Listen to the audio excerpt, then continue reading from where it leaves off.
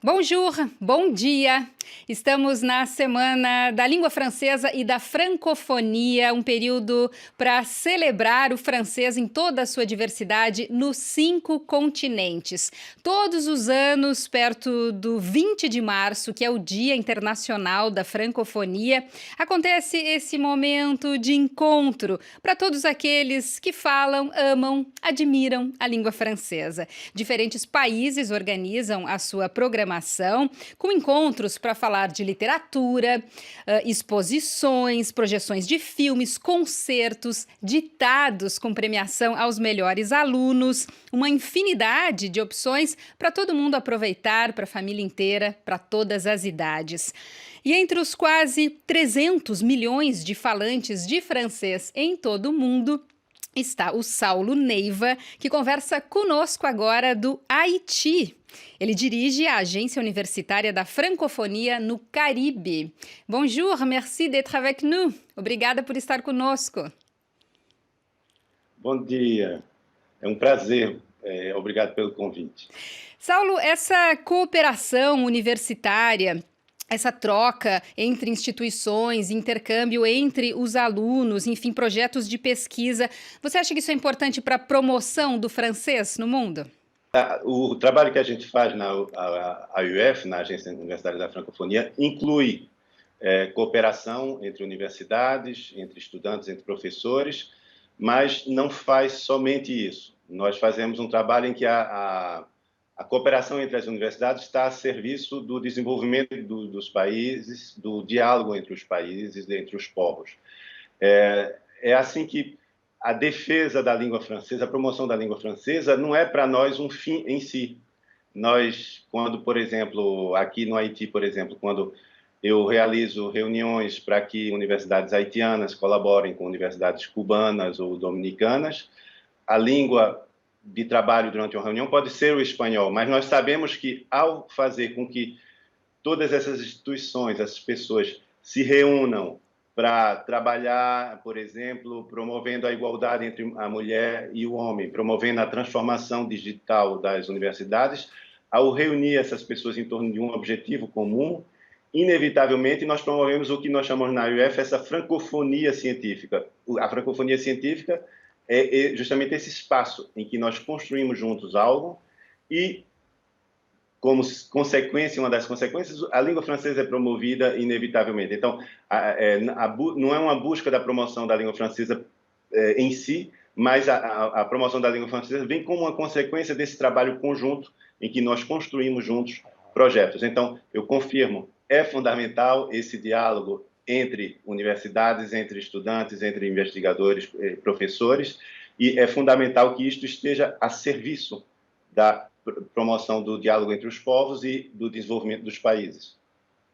Perfeito. Trazer alguns dados estatísticos para essa conversa. O francês é a 5ª língua mais falada do mundo, depois do inglês, do mandarim na China, do hindi na Índia e do espanhol. Para ser mais exata, 274 milhões de pessoas falam o francês, que é a língua oficial em 29 países. A Agência Universitária da Francofonia reúne mais de 1.000 universidades, faculdades, redes universitárias, centros de pesquisa científica e está presente em mais de 100 países. Qual a programação que vocês estão prevendo para essa Semana da Francofonia?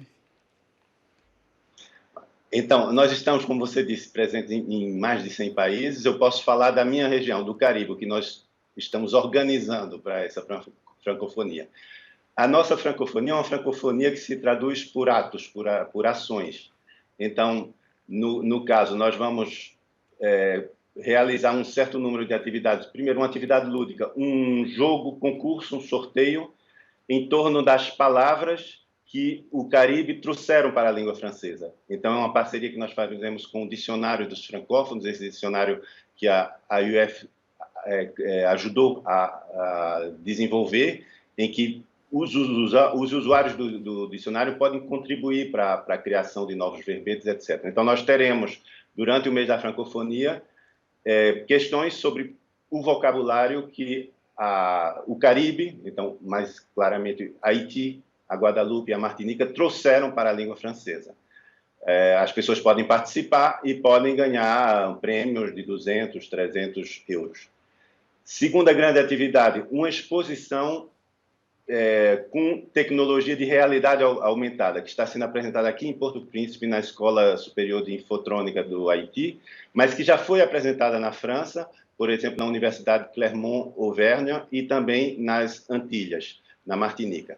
Essa exposição, o título da exposição é Matrimônio Afro-Caribenho-Americano.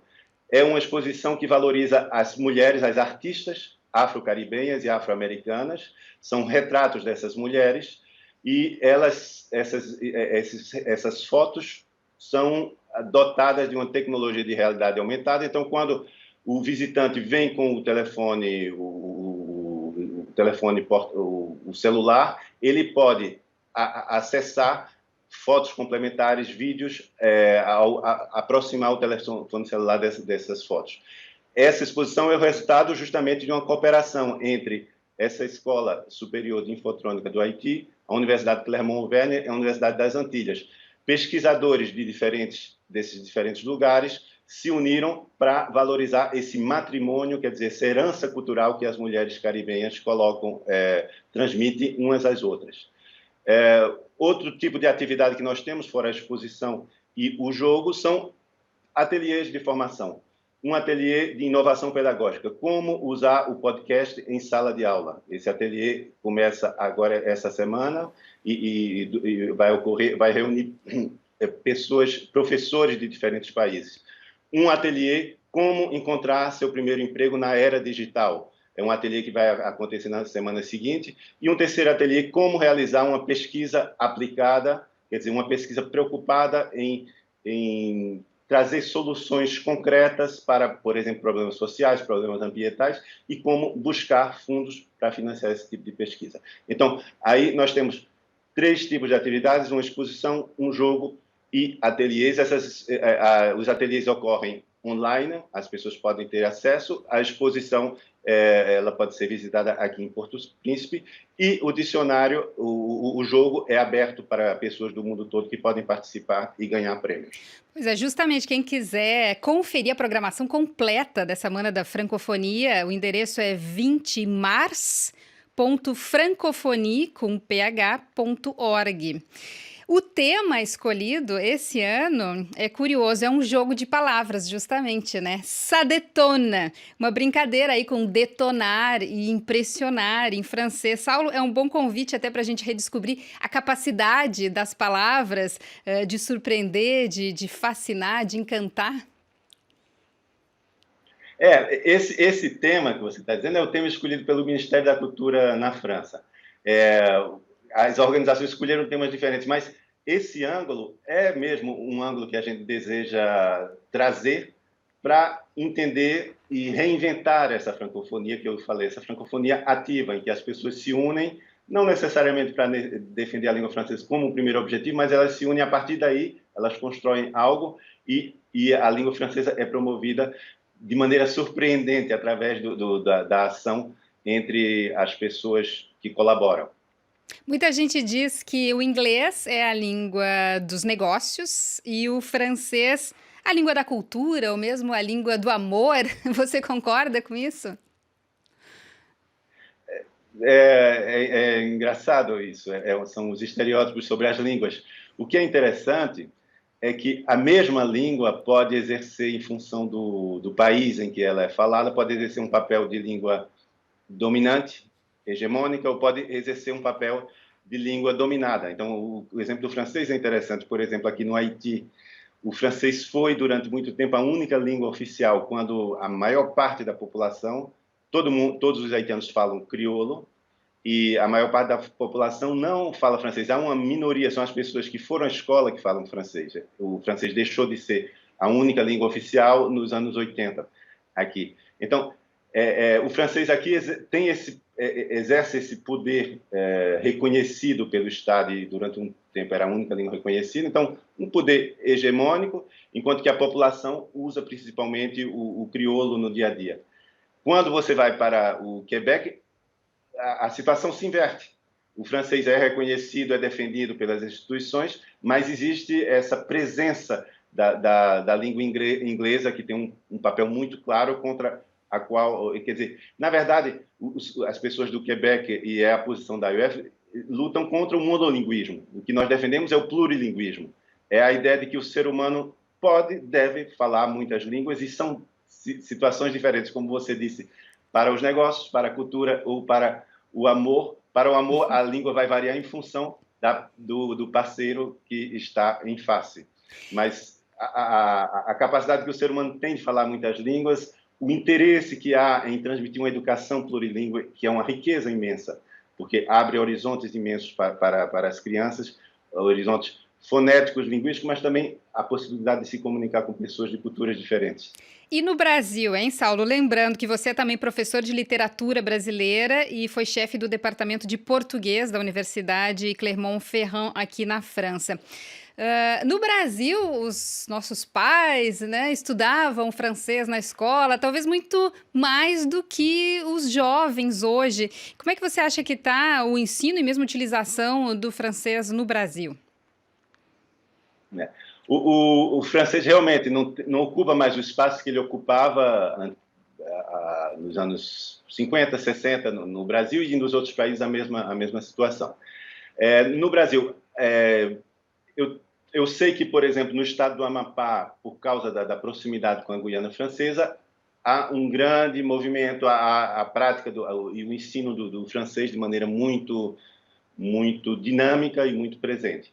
Porque, justamente, uma língua, nós escolhemos uma língua também por necessidade, porque há uma utilidade para isso. Não é somente o aspecto, vamos dizer, estético, porque é a língua de Molière, por exemplo, ou porque é a língua da gastronomia. Há também uma utilidade. No Brasil, eu acho que as associações de professores de francês fazem um papel muito importante para promover o ensino do francês. E o que é importante, me parece, é defender, primeiro, essa ideia de um plurilinguismo, mas defender um espaço que pode ser o espaço da língua francesa no Brasil, que é o espaço que abre essa possibilidade de trabalhar com países francófonos, com a Guiana Francesa, o Haiti, o Quebec nas Américas, mas também os países francófonos da Europa e os países francófonos da África. Seja como for, falar outras línguas é sempre uma abertura de portas para outras culturas, para outros continentes. Claro. Justamente eu ia mencionar a minha experiência pessoal. Eu comecei a aprender o francês quando estava na universidade, estudando na Aliança Francesa.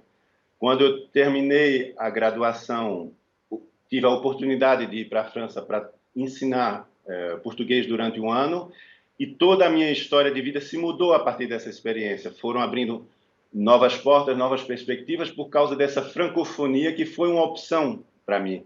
Uma francofonia que é o domínio e o uso de uma língua, mas que é também a descoberta de novas práticas culturais, o conhecimento de novas pessoas, de novos lugares, a abertura de novas perspectivas profissionais. Então, é nesse sentido que a francofonia, para um brasileiro, pode ser algo extremamente interessante, extremamente rico, e para o Brasil também.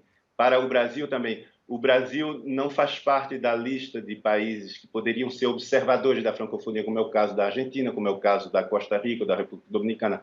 O Brasil poderia optar por essa abertura em um mundo que, esperemos, vai se tornar novamente um mundo multilateral. A participação do Brasil em um conjunto, que seria esse conjunto da francofonia como observador, seria algo, eu acho, interessante para o Brasil em termos geopolíticos também.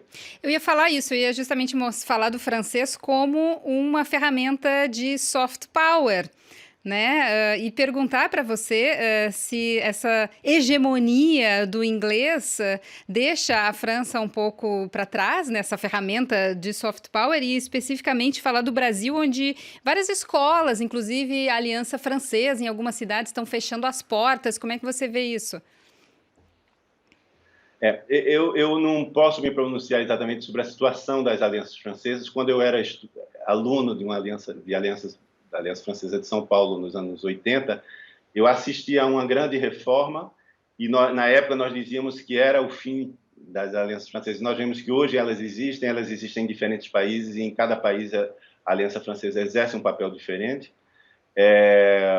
O que eu acredito que é importante é a gente não ficar preocupado em promover o francês como sendo a língua que deve ser a primeira língua estrangeira. Não, a gente sabe que o inglês, inevitavelmente, é um instrumento. Nós vimos que mesmo com a saída do Reino Unido da União Europeia, o inglês continua a ser utilizado e há um grande debate sobre isso. Será que o inglês deve continuar a ser utilizado nas instituições da União Europeia? Mas é uma língua prática que é utilizada por diferentes pessoas. Qual é o papel que o francês pode dizer? Primeiro, justamente, o francês não é a língua só da França. É a língua da Bélgica, é uma língua de uma parte da Suíça, é a língua usada por vários países africanos, é a língua usada no Haiti, no Quebec, e é a partir dessa diversidade que o espaço do francês deve ser promovido, me parece. E é uma grande lição como é que uma língua que foi usada na maioria desses países, em todos esses países, como uma língua colonial, pode se tornar um instrumento também da descolonização e um instrumento para promover a diversidade, para promover a igualdade entre as mulheres e os homens, para promover, no nosso caso da UF, nós trabalhamos muito em torno da valorização da pesquisa, a transformação digital das universidades. Essa língua pode ser um veículo de difusão desses projetos, de montagem desses projetos.